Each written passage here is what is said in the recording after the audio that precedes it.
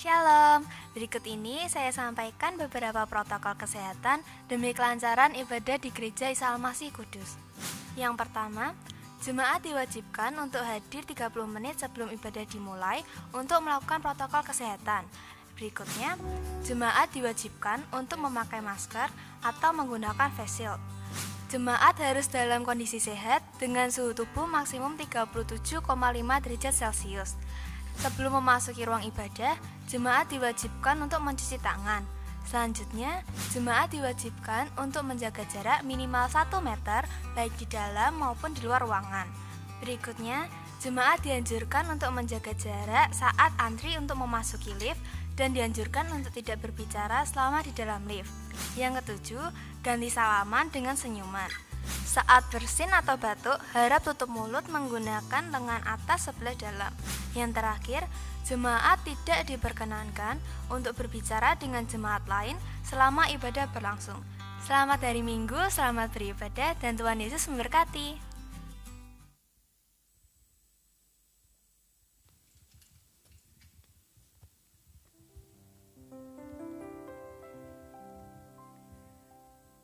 Shalom, selamat pagi saudara-saudara. Mari kita akan sama-sama bangkit berdiri. Kita akan mengawali ibadah raya yang kedua. Kita serahkan ke dalam tangan pimpinan Tuhan.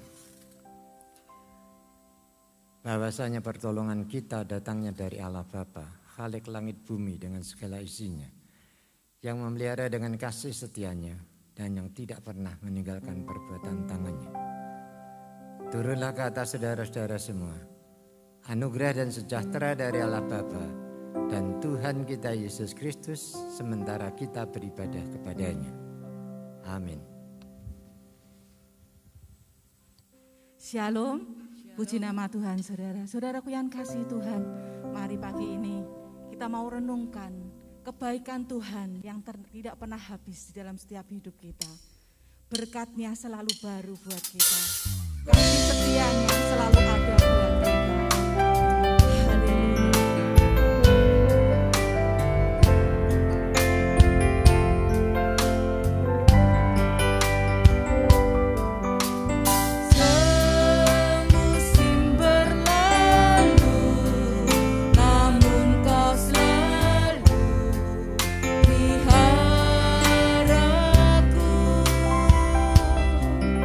Kasih dan setia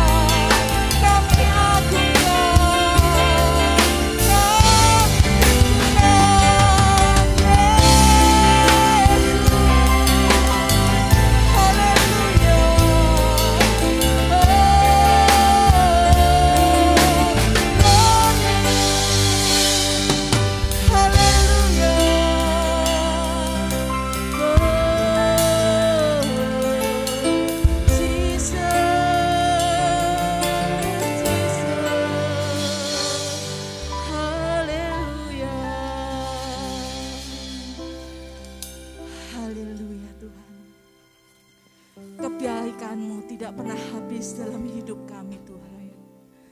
Berkat-Mu selalu baru setiap pagi Tuhan. Dan kasih setia-Mu selalu nyata dalam setiap kehidupan kami. Terima kasih Tuhan.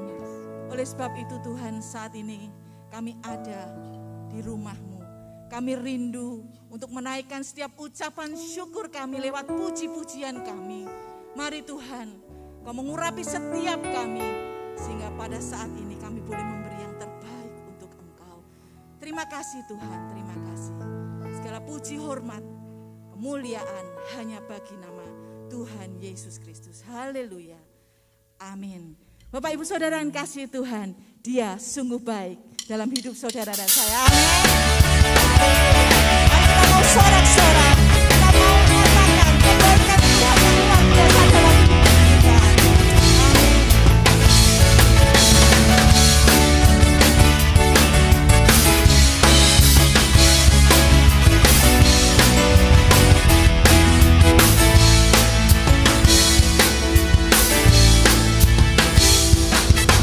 Dia mati bagiku, Dia bangkit bagiku.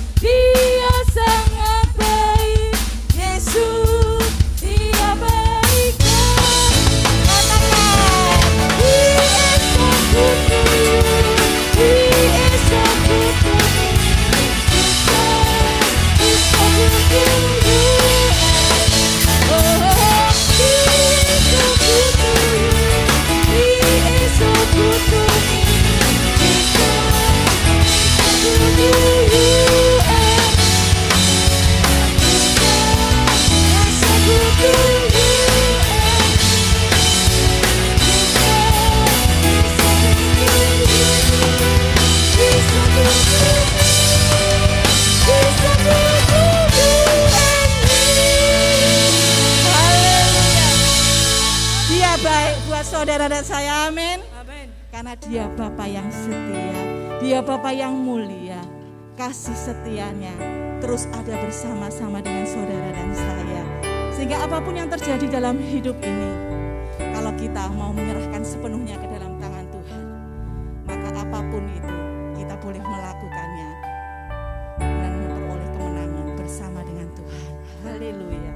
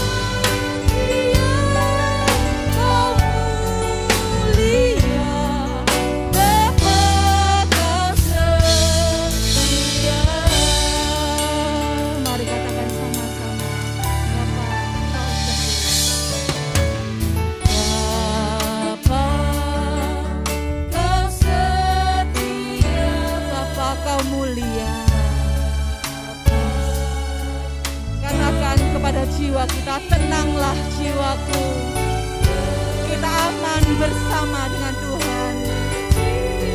Haleluya.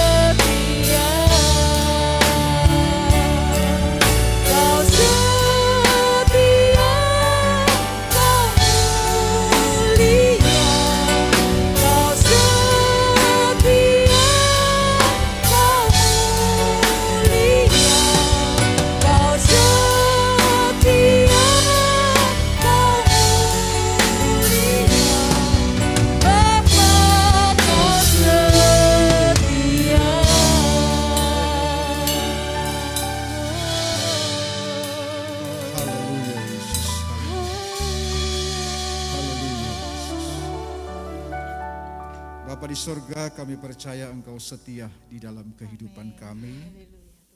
Melewati berbagai hal dalam kehidupan ini, Engkau ada di sana untuk menolong kami semua. Pagi hari ini Tuhan, dalam ibadah raya yang diberkati saat ini kami buka hati kami untuk terima firman-Mu. Kami menyadari keterbatasan kami manusia. Sebab itu Bapa, Engkau urapi kami semua, baik hamba-Mu yang menyampaikan kebenaran firman-Mu, maupun kami semua yang mendengarkan, sehingga kami memperoleh sesuatu dari Tuhan. Terima kasih Bapa di sorga, waktu ila waktu-Mu berkaryalah Engkau atas kami semua, dan kami siap untuk mendengarkan dan melakukannya di dalam hidup kami masing-masing. Kami bersyukur di dalam nama Tuhan Yesus Kristus. Haleluya, amin.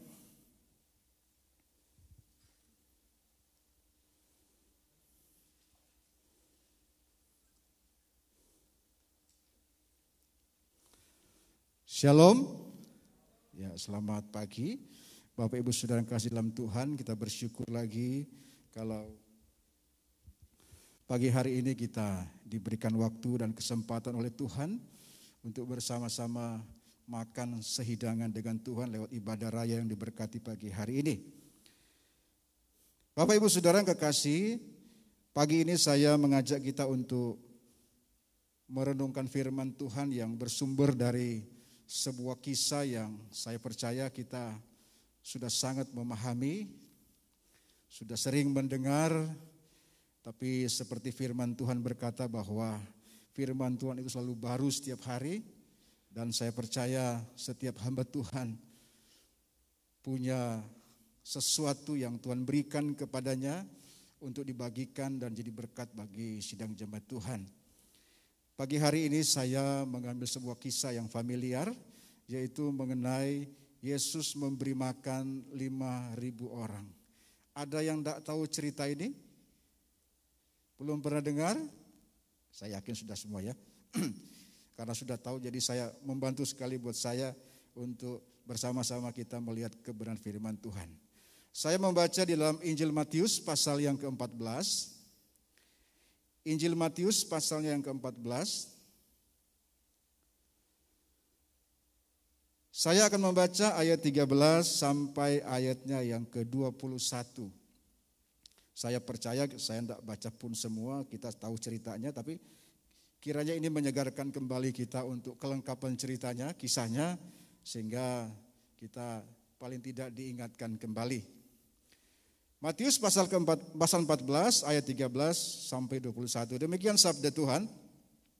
Setelah Yesus mendengar berita itu, menyingkirlah ia dari situ dan hendak mengasingkan diri dengan perahu ke tempat yang sunyi. Tetapi orang banyak mendengarnya dan mengikuti dia dengan mengambil jalan darat dari kota-kota mereka.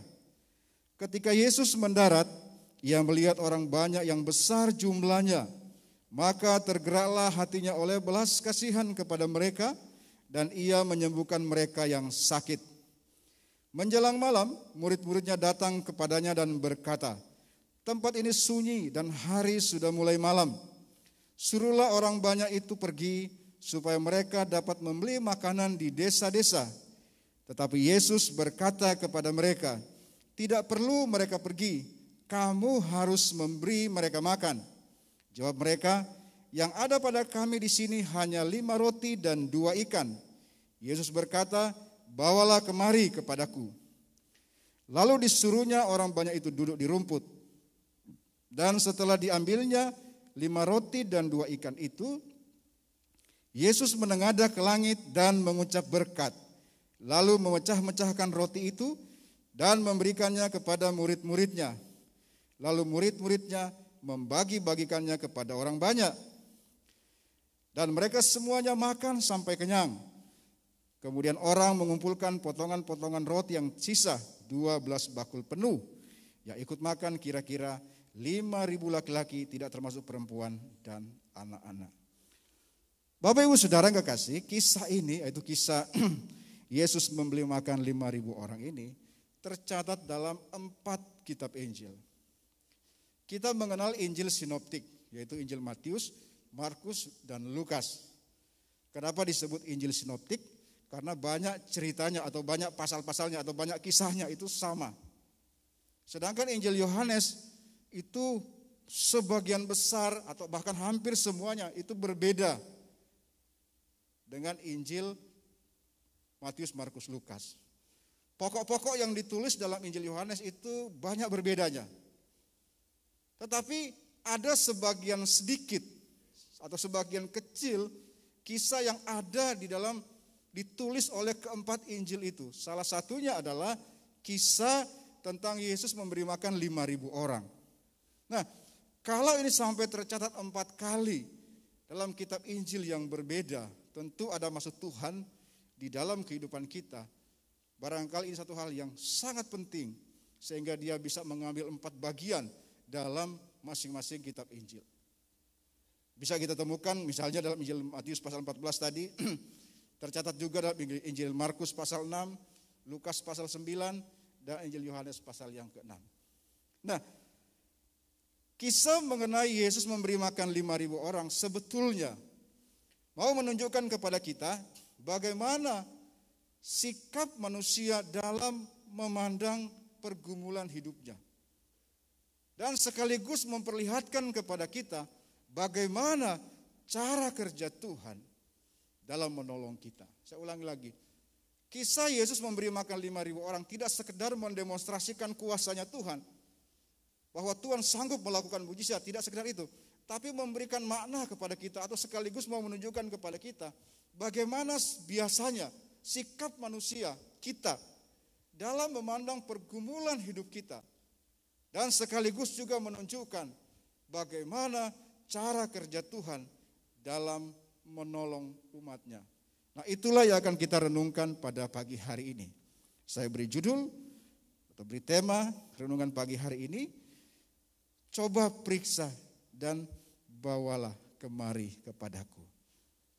Cobalah periksa dan bawalah kemari kepadaku. Mungkin sebagian berkata, apa hubungannya itu dengan kata-kata yang atau ayat yang barusan kita baca? Nanti kita akan sampai ke sana.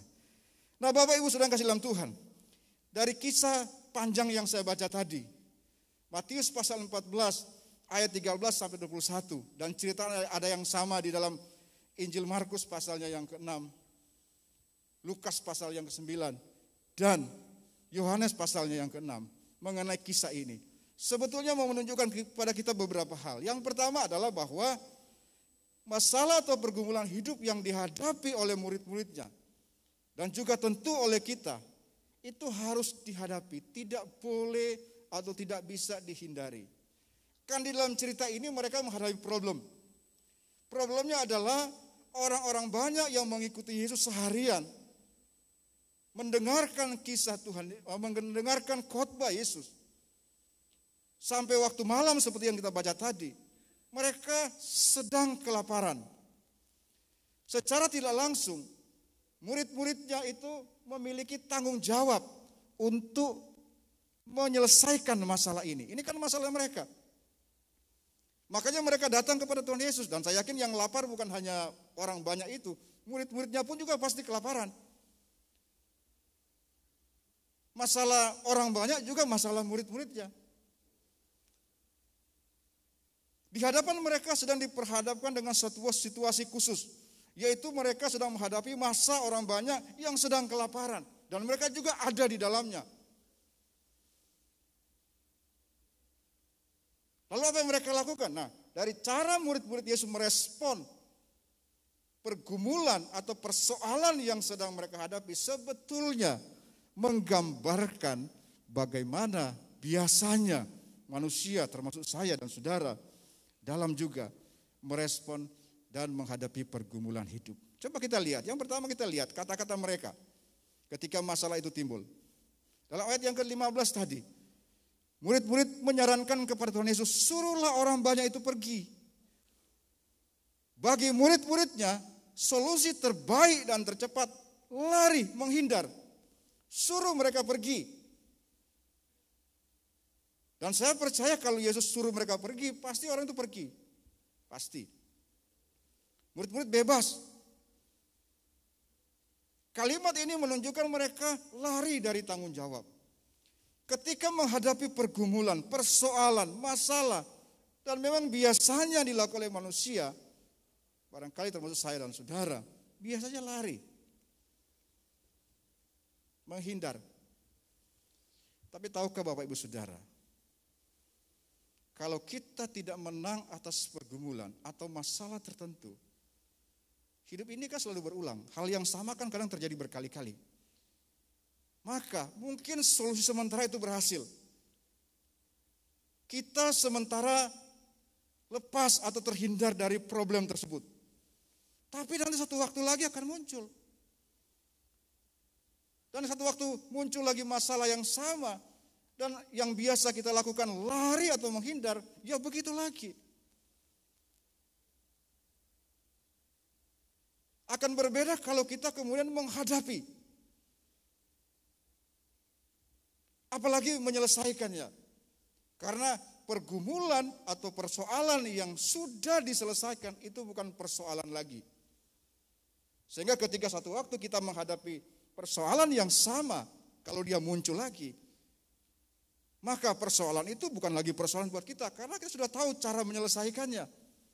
Kalau persoalannya sama, tentu cara menyelesaikannya sama. Ya kecuali persoalannya sudah bermutasi lagi, sudah jadi lebih rumit lagi, tentu lain lagi. Tapi sepanjang dia masih hal yang sama, yang di waktu lalu itu muncul dalam kehidupan kita, kalau dia muncul sekarang ini yang sama, itu bukan lagi masalah. Nah, kita tidak akan bisa pernah menang kalau tidak menghadapi. Pasukan yang menang dalam berperang adalah menghadapi lawan.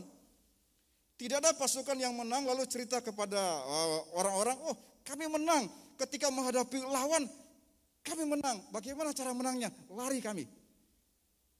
Kami kabur. Itu bukan menang. Coba lihat bagaimana kata Yesus setelah mereka bilang, suruhlah orang banyak itu pergi. Apa Yesus bilang? Oh iya, tak suruh mereka pergi. Enggak, Yesus tidak bilang begitu. 16 Yesus bilang, kamu harus memberi mereka makan.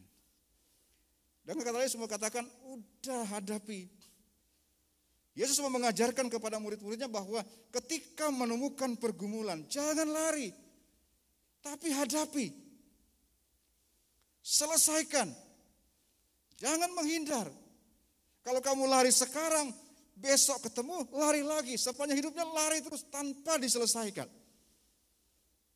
Maka Yesus mengajarkan kepada mereka, kamu harus kasih mereka makan. Kisah ini mengajarkan kepada kita bahwa dalam menghadapi pergumulan hidup, kita hadapi. Nanti ada solusinya bagaimana caranya. Lalu kita lihat yang kedua. Bagaimana respon dari murid-muridnya berkaitan dengan hal ini ketika masalah itu timbul. Mereka katakan kepada Yesus, yang ada pada kami hanya 5 roti dan 2 ikan. Mereka sebetulnya punya solusi. Mereka sebetulnya tahu bagaimana cara mengatasi pergumulan yang sedang dihadapi. Khususnya orang-orang lapar ini. Bahwa mereka butuh makan. Tapi yang ada pada kami hanya 5 roti dan 2 ikan. Mereka meremehkan apa yang mereka punya. Mereka tahu kita punya orang, mereka lapar butuh makan pasti. Nah, kita ada punya, tapi yang kita punya itu tidak mampu untuk menyelesaikan pergumulan yang kita hadapi. Itu biasanya yang dilakukan oleh kita. Bapak Ibu harus tahu bahwa di dalam kehidupan ini Tuhan dalam menolong kita, Dia tidak pernah pakai sumber dari luar. Yang Dia pakai adalah diri kita sendiri. Ya, kita lihat pada bagian keduanya. Dalam menolong pergumulan kita, Tuhan menggunakan apa yang ada pada kita.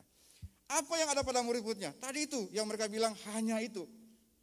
Hanya 5 roti dan 2 ikan. Tidak disebut 2 ekor loh saudara. 2 ikan.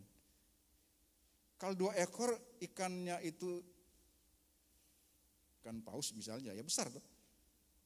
Ini kan dua ikan, bukan 2 ekor ikan loh. Ini mungkin 2 potong di bagian lain, kalau misalnya Lukas disebutkan 2 potong kecil ikan. Karena kan bawaannya anak kecil. Enggak mungkin anak kecil bawa bekal. Ya, ini kan bukan punya murid-muridnya sebetulnya. Tapi punya anak kecil yang ada dalam rombongan situ. Itu pasti potongannya kecil. Tidak mungkin potongan ikannya sebesar ini, tidak mungkin. Mungkin ya ukuran anak-anak lah. Kecil, kan tidak dibilang 2 ekor ikan, kalau 2 ekor lumayan lah, ikan-ikan tongkol yang gede ya lumayan. Ini 2 potong kecil ikan. Apa yang ada pada mereka? Orang banyak kesulitan, mereka sedang dalam pergumulan. Apa yang Tuhan lakukan? Yaitu mengambil apa yang ada pada mereka. Kan 2, meskipun ini potongan kecil, rotinya juga saya yakin juga potongannya kecil, tapi kan itu bukan dari luar, tapi yang ada di antara mereka. Orang banyak ini bersama dengan murid-muridnya sedang mengalami pergumulan, persoalan. Dan cara Tuhan dalam menolong mereka yaitu mengambil apa yang ada pada mereka. Apa yang ada pada mereka yang dikatakan hanya oleh murid-murid tadi, roti dan ikan, itulah yang dipakai oleh Tuhan untuk menyelesaikan pergumulan mereka. Coba kita lihat bagaimana cara Tuhan Yesus menyelesaikan masalah mereka.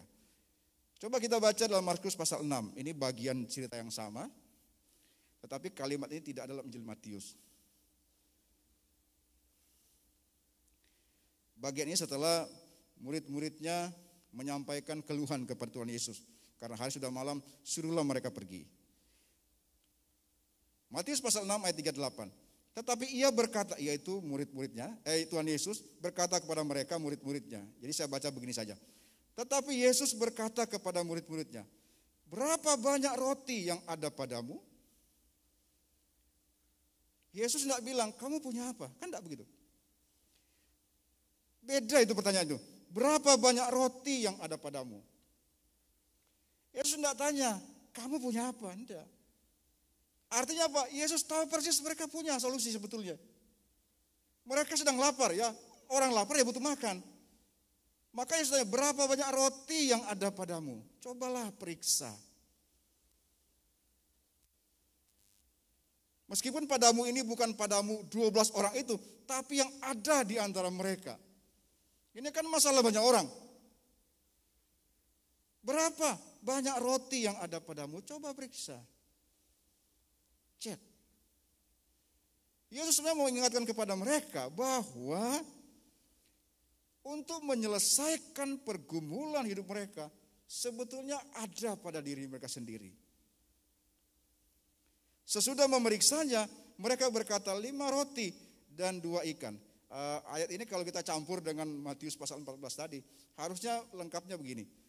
Sesudah memeriksanya, mereka berkata, yang ada pada kami hanya 5 roti dan 2 ikan. Yesus mau mengingatkan kepada mereka untuk cari tahu sebetulnya potensi dan karunia apa yang Tuhan telah taruh di dalam kehidupan kita. Tuhan tidak mendatangkan sesuatu dari luar, menurunkan objek tertentu dari sorga untuk menolong mereka. Tidak. Tuhan pakai apa yang dia sudah taruh di dalam kehidupan umatnya. Itu saya bilang tadi, sebetulnya di dalam menolong kita, Tuhan pakai diri kita bersama dengan Tuhan tentu saja. Cuma kan cara berpikir kita biasanya tidak begitu.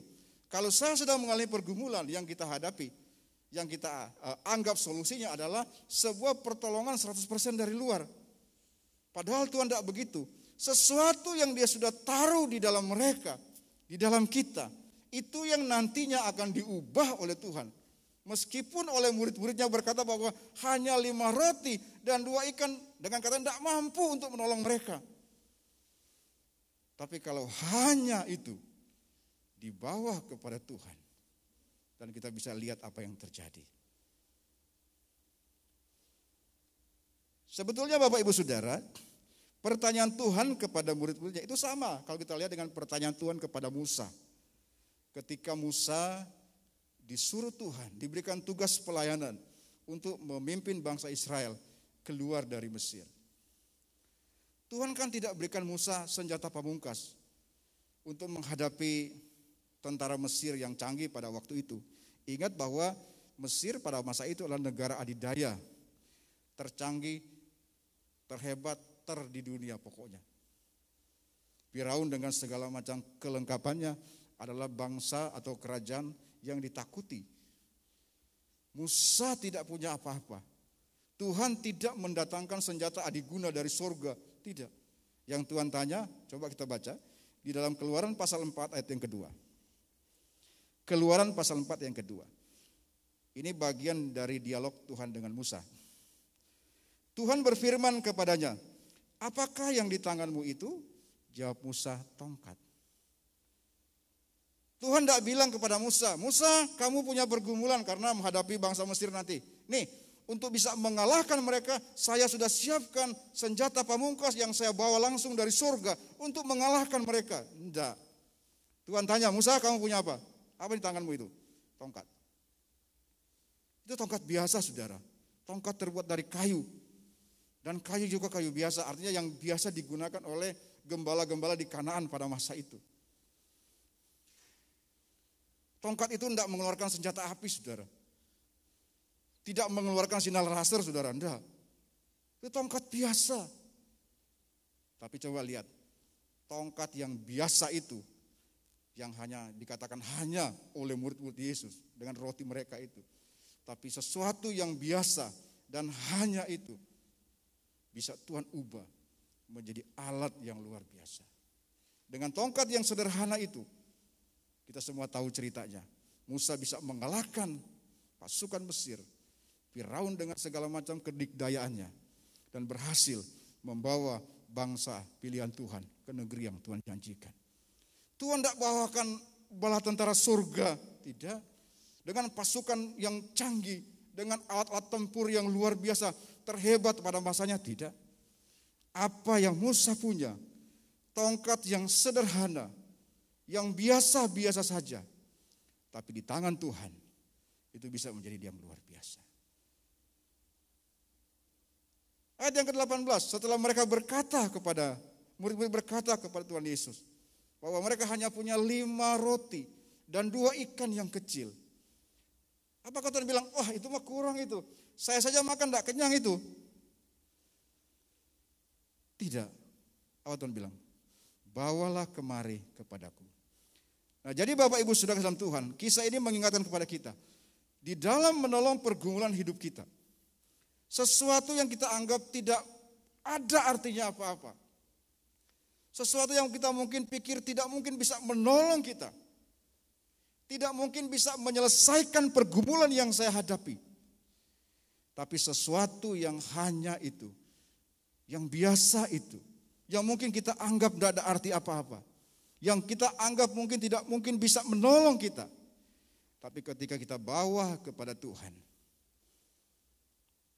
maka sesuatu itu yang biasa bisa Tuhan ubah menjadi sesuatu yang luar biasa. Bawalah kemari kepadaku, menunjukkan kita harus bertindak. Bapak Ibu Saudara, banyak orang hanya ingin terjadi perubahan dalam hidupnya.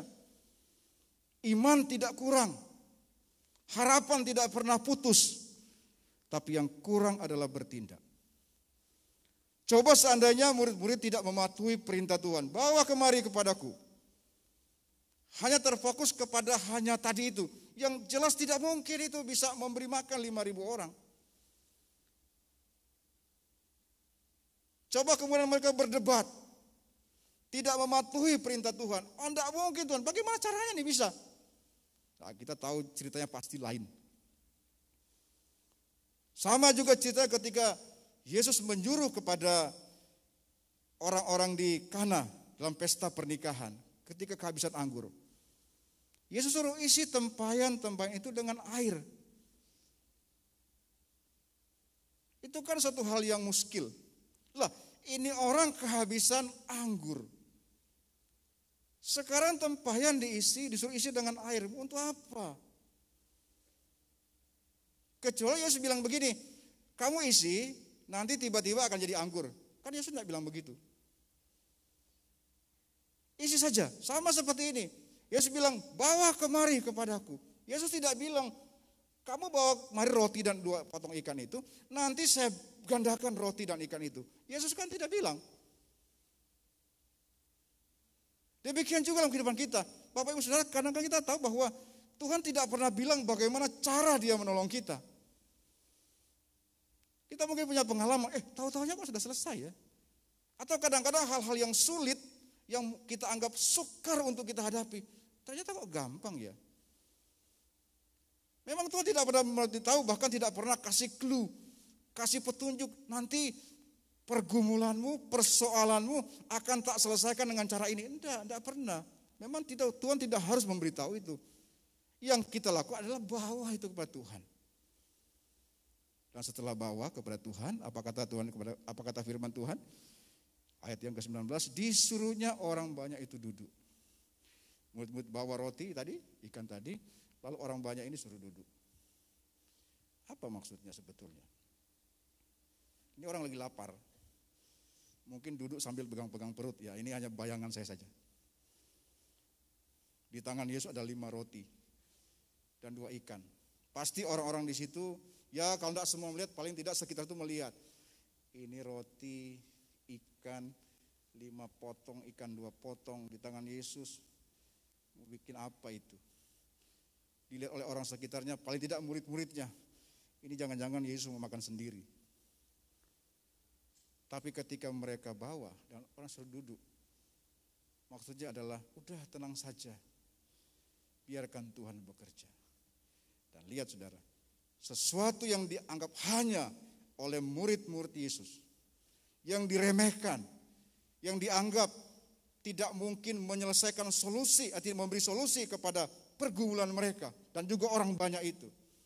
Tapi sesuatu yang hanya itu, ketika di tangan Tuhan, Tuhan bisa mengubah itu. Yesus menengadah ke langit, mengucap syukur, dan kemudian roti jadi banyak. Masalahnya bukan rotinya yang jadi banyak, tapi pergumulan mereka jadi terselesaikan. Apa yang mereka anggap tidak mungkin, apa yang mereka anggap mustahil, Tuhan lakukan.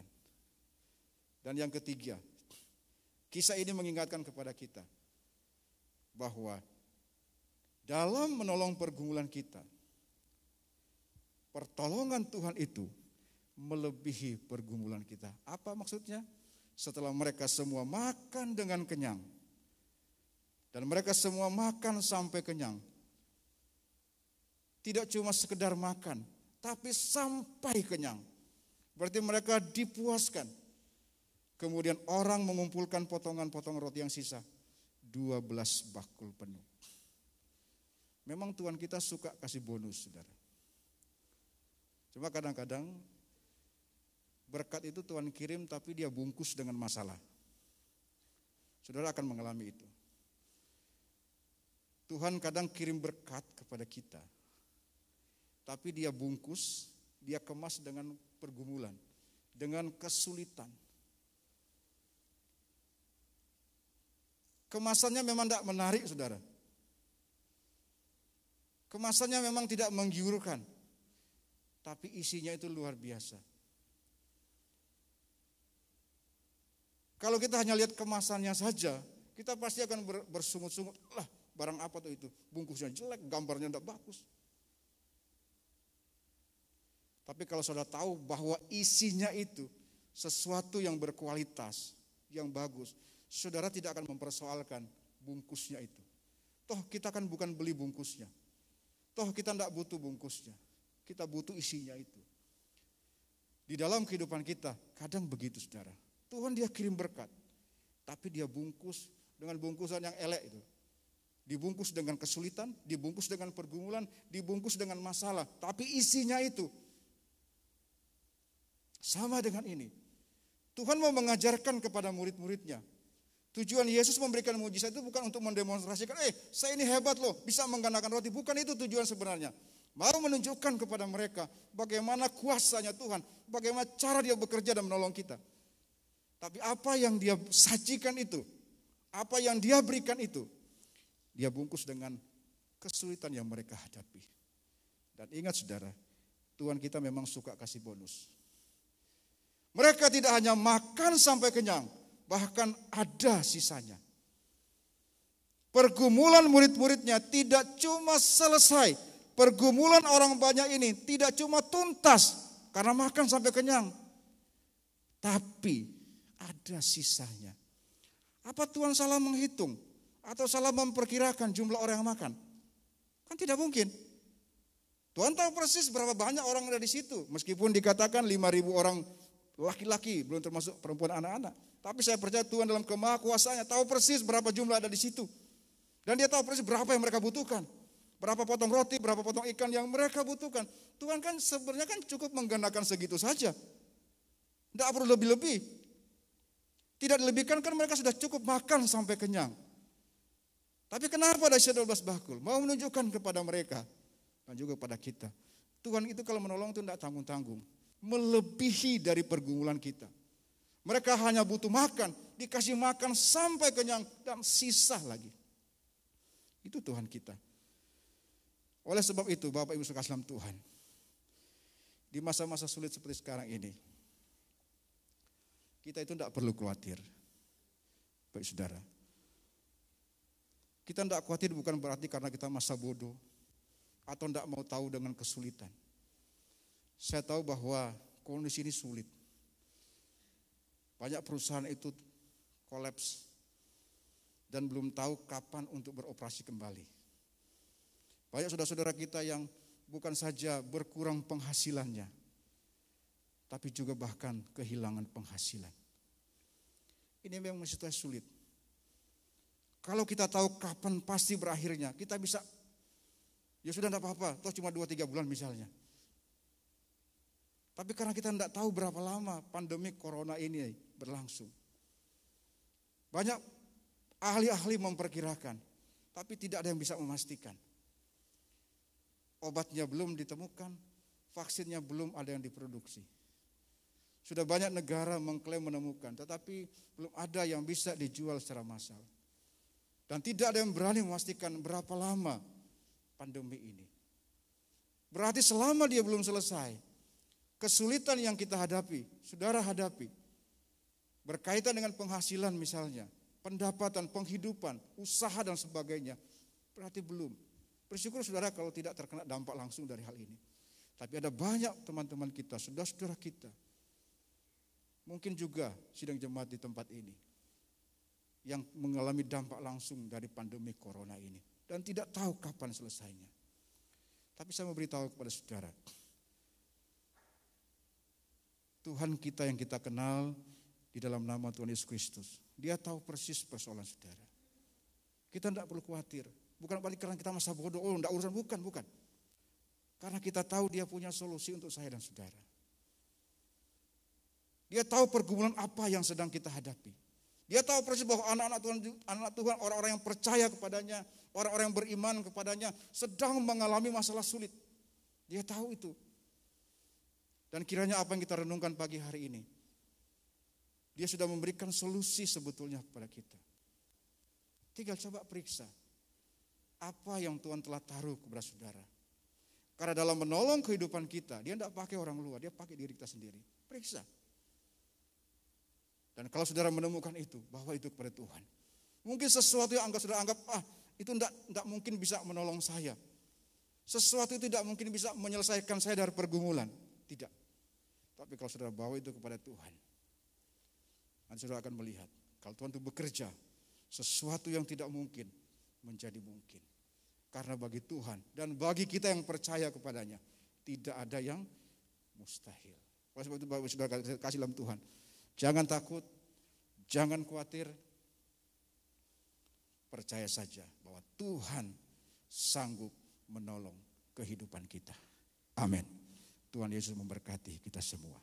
Mari kita berdoa. Bapa, kami bersyukur untuk keterlibatan Tuhan secara maksimal dalam kehidupan kami. Engkau di sorga sana tidak hanya menonton kehidupan kami umat-Mu, tapi Engkau sedang merancangkan solusi yang terbaik dalam kami menghadapi situasi-situasi sulit termasuk seperti sekarang ini. Kami tahu Engkau peduli akan kami dan Engkau tidak membiarkan kami. Terima kasih Bapa di dalam surga, Engkau meteraikan kebenaran firman-Mu dalam hidup kami.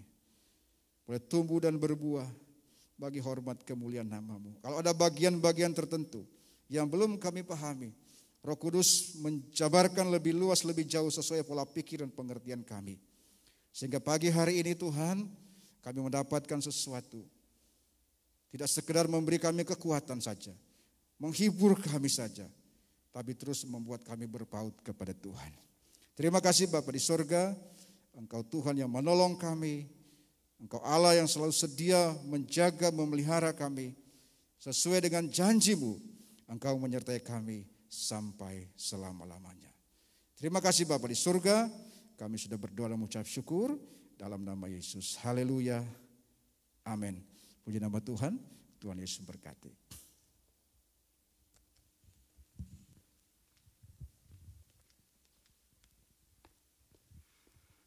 Baik, siang hari ini saya ingin menyambut bagi Bapak Ibu Saudara yang baru pertama kali hadir di tengah-tengah ibadah di Gereja Isa Al-Masih. Saya mohon kesediaannya untuk bisa bangkit berdiri kalau ada.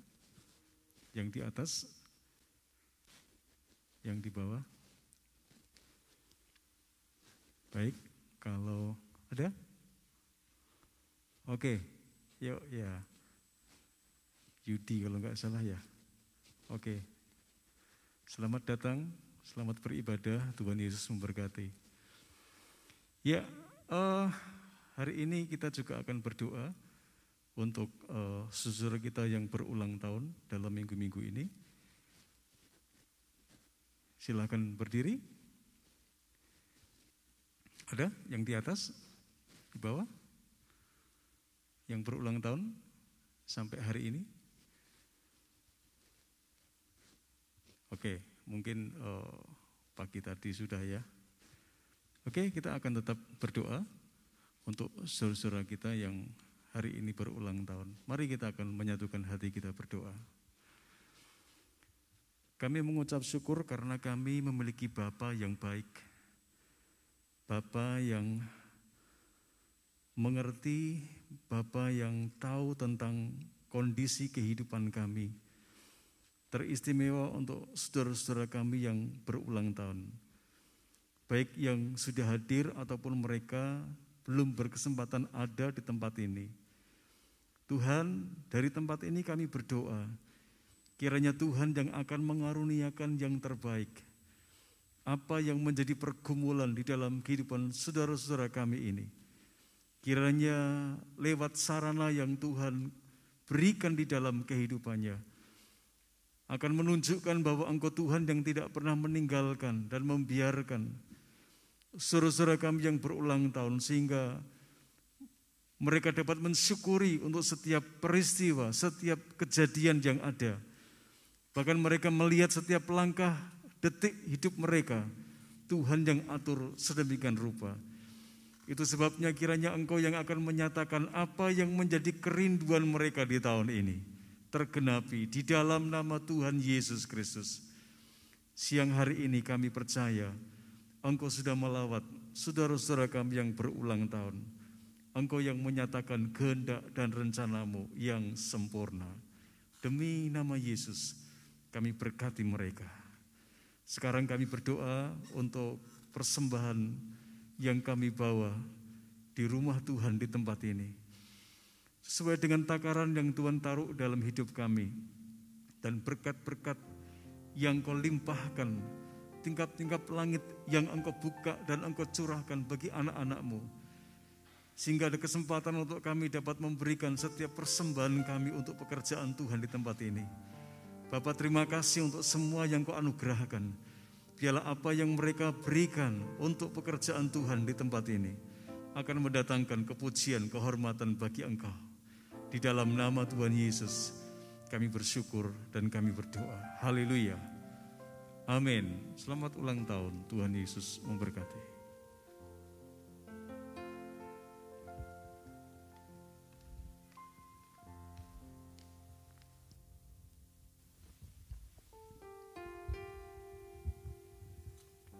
Ya, mari kita akan sama-sama bangkit berdiri. Kita akan mengakhiri ibadah raya yang kedua pada pagi hari ini. Kami bersyukur kepadamu ya Tuhan, apabila Tuhan sudah memimpin dan menyertai ibadah raya yang kedua ini dari awal sampai akhirnya. Dan kami percaya Tuhan ada di tengah-tengah kami dan Tuhan memberkati kami semua. Tuhan, kalau firman-Mu memberitahukan kepada kami bahwa Engkau sekali-kali tidak akan membiarkan kami dan Engkau sekali-kali tidak akan meninggalkan kami. Dalam situasi dan kondisi yang seperti ini sekalipun, harapan dan andalan kami hanya kepada Engkau. Apapun juga yang sedang terjadi di sekeliling kami, tetapi kalau ada Tuhan, maka semua itu akan bisa kami lalui dengan baik. Karena kekuatannya daripada Tuhanlah yang memungkinkan kami bisa tegar menghadapi tantangan hidup ini. Oleh karena itu Tuhan, biarlah kami tidak perlu khawatir dan takut, tetapi benar-benar kami hanya andalkan Tuhan di dalam hidup kami. Sehingga segala sesuatu yang terjadi di dalam hidup kami dan di sekeliling kami tetap berharap dan mengandalkan Tuhan. Sehingga semua yang tidak mungkin bagi kami, itu sangat mungkin bagi Tuhan. Terima kasih Tuhan, Engkau tanamkan kebenaran firman yang sudah kami terima hari ini, supaya boleh menjadi berkat bagi kekuatan kami. Terima kasih Tuhan. Kami juga tetap berdoa untuk saudara-saudara kami yang saat ini, apakah mereka karena terdampak oleh COVID-19 tentang pekerjaan mereka, Tuhan juga akan tolong. Tuhan akan memberikan jalan keluar, Tuhan akan memberikan kekuatan dan berkat kepada mereka. Bagi mereka yang saat ini sedang dalam kelemahan tubuh, sehingga tidak memungkinkan mereka bisa hadir bersama-sama dengan kami, Tuhan juga yang akan menolong. Apakah mereka yang ada di rumah atau di rumah sakit, kiranya Tuhan juga yang akan melawat mereka, beri mereka kekuatan, beri mereka sukacita dan sejahtera, supaya mereka tahu bahwa dalam kesendirian, di dalam ketidakberdayaan mereka, kasih-Mu akan tetap ada di dalam hidup mereka. sehingga mereka akan tetap berharap dan mengandalkan Tuhan di dalam hidup mereka. Terima kasih Bapak. Sekali lagi kami belum menyerahkan saudara-saudara kami yang hadir pada saat ini, agar supaya mereka tetap tegar menghadapi apapun juga. Sebab bersama dengan Engkau ya Tuhan, kami sanggup melakukan perkara-perkara yang besar. Terima kasih Bapak. Sekarang saudara-saudara, pulanglah ke rumah saudara masing-masing dengan berkat damai sejahtera dari Allah Bapa, kasih setia dan rahmat dari Tuhan Yesus Kristus, serta persekutuan Roh Kudus akan tetap tinggal dan menyertai di dalam kehidupan saudara, mulai pagi ini dan sampai selama-lamanya. Haleluya. Amin.